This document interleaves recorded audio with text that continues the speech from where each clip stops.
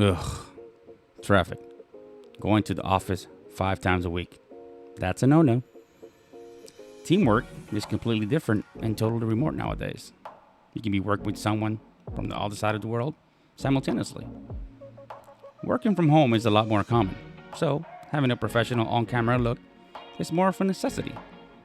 That's why I have in my hands the new Elgato Facecam. So let's jump right into the unboxing. All right, now let's start with my trusty box knife. I know I had to get a knife, but I don't know. This just felt right, so I don't cut stuff that I don't have to, right? So here we go. Of course, give me some trouble. Okay. All right. And around the box, it's just the general information about it. Same old, same old. Okay. First thing we see here is that we have little manual, like how to download, the camera app, the mount, how does it work, how to install it basically in the specifications, and you can use it with Zoom, Skype, Slabs, OBS, Google Meet, blah, blah, blah. All right, so put this to the side as well. First thing we have over here is probably the cable. Yes, the trusty USB-C, USB-A cable. It's about, I believe it's about 6 feet long, if I'm not mistaken. You won't be able to see it here, but I'm gonna take it out. So it's pretty long, not bad. You can't see it right here, but it's about 6 feet long, or 3 meters. Okay, and they have this here for a reason, Efren Lopez. Okay, put your fingers in there, buddy. And here, I thought it would be more heavy for some reason. Nice sticker. Maybe I'll put it somewhere. I don't know. And before I reveal this, there's nothing else on the box, which is okay. And here it is. All right. Moves in different directions. Cool. It's pretty big for a webcam, but sturdy. It is plastic, but here's the lens. So that looks pretty cool, huh? Okay, it's a 1080p, 24 frames. And I like this. I like that it has this little cap in there. I am me, and me breaks things. All right, guys, so let's jump into installing and trying it out. Okay, so the ISO right now is 200.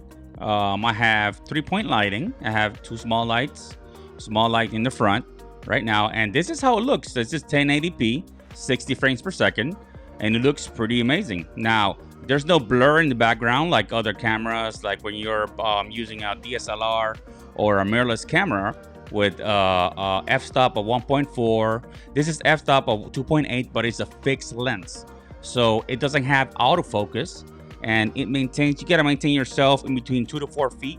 All right, so right now you're seeing the Facecam right here, Elgato Facecam, and then you're seeing the Logitech Brio right here. I believe it looks a lot better because it's obviously you can tailor it to your own needs. And right now the Logitech, although it looks okay, it looks overexposed because they control. It's automatic, right?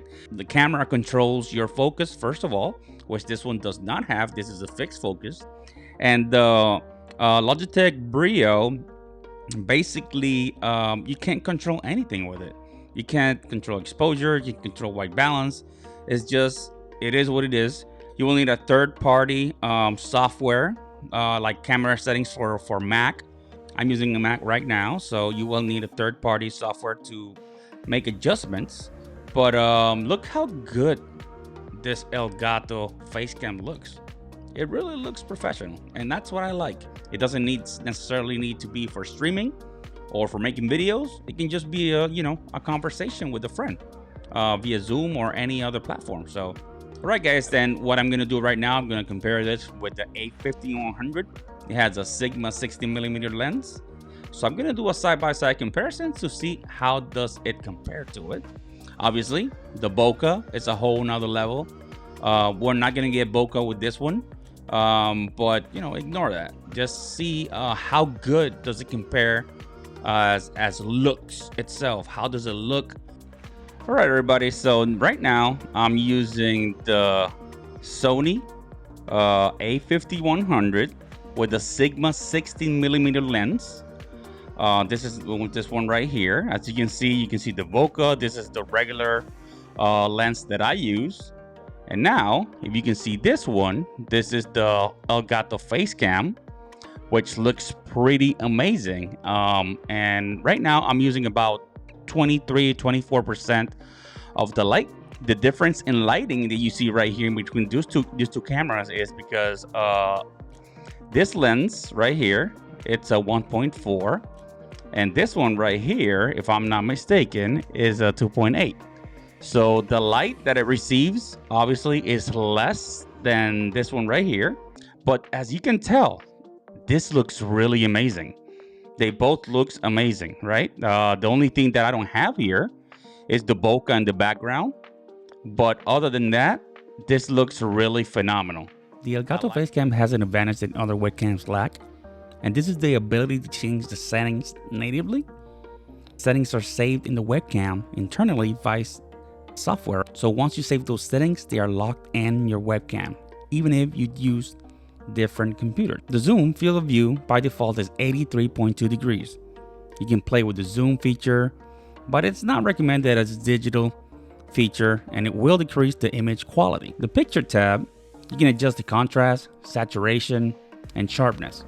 For my skin tone and lighting, I adjusted the contrast to 30%, saturation to 55%, and sharpness to +2.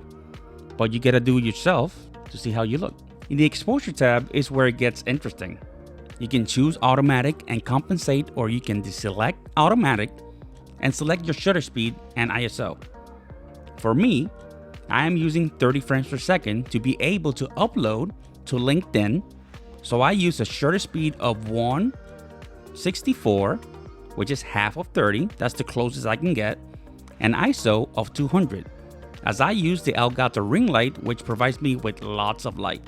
The white balance tab, you have a choice of using automatic or deselect automatic and change the kelvins, aka temperature, to the one that best matches your skin tone.